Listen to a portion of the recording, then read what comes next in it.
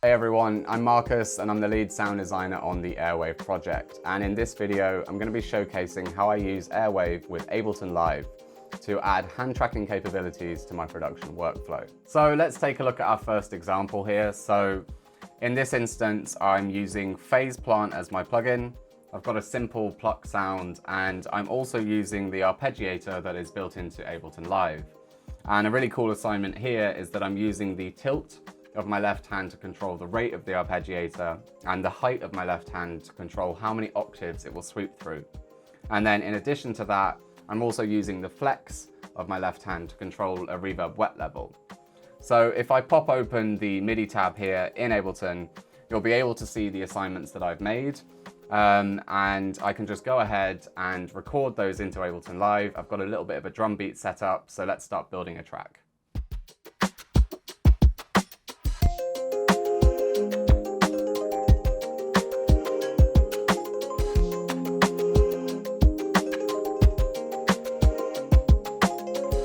Okay, cool. So we've got that recorded in, and if I hop into Ableton here, you'll be able to see the MIDI clip that's been recorded.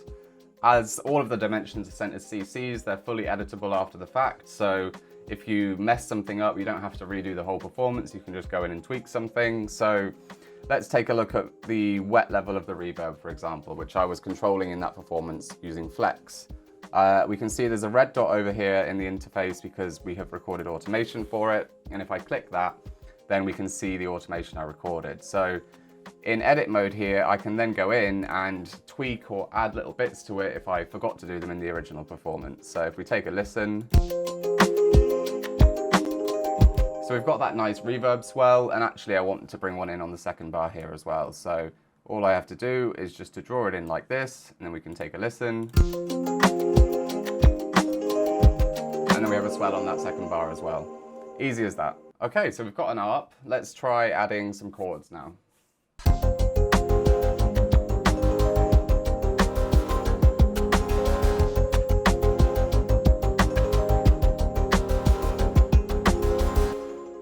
Okay, great. So now we've got another nice layer. This time I was using Arturia's Pigments plugin, and it was a preset called Chords for Plucky. And whereas in the previous examples, I was kind of controlling Ableton's stock devices, this time I'm exposing parameters from the plugin itself. So the raise of my left hand was controlling the filter cutoff here, and the tilt of my hand was controlling this distortion module here. And an interesting thing to note here is that when I'm controlling the filter cutoff, I don't want a simple kind of 0 to 100 range of this motion, because if the filter is at 0 when my hand is here, then we're not going to hear anything. So in the MIDI panel here in Ableton, I've set my min and max values for that assignment so that I can kind of control the range that my hand is controlling in terms of the filter cutoff. Okay, so we've got a nice art player, some drums and some chords. Let's add like a vocal melody on top.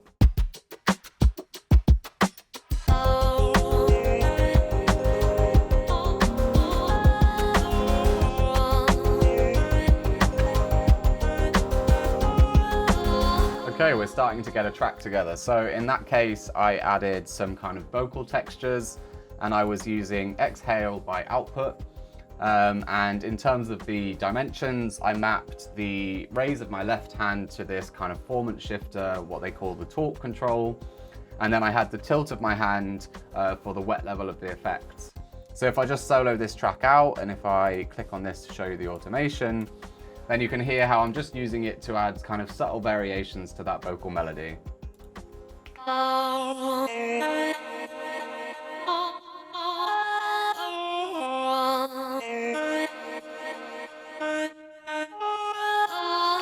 So just adding some variation, bringing that delay in and out, because if I had that delay there the whole time, it'd be really messy. So it's really nice to be able to kind of just suddenly trigger that delay on the specific moments that I want it. Okay, next I want to show you quite a cool little application. So we've got this nice loop going, and I want to add some kind of transitions and some variation. So on my master track here, I've got 4 instances of Transit 2, which is a really cool plugin by Baby Audio and Andrew Huang.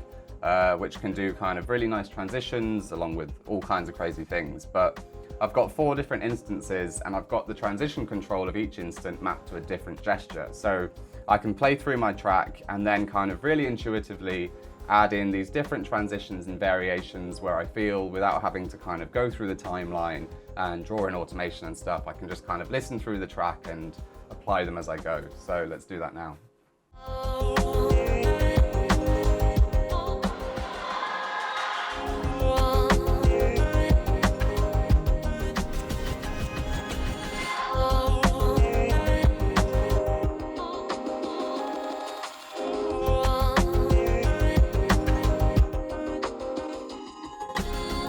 Okay, so that was a little overview of how I like to build tracks in Ableton Live using Airwave to enhance my expression.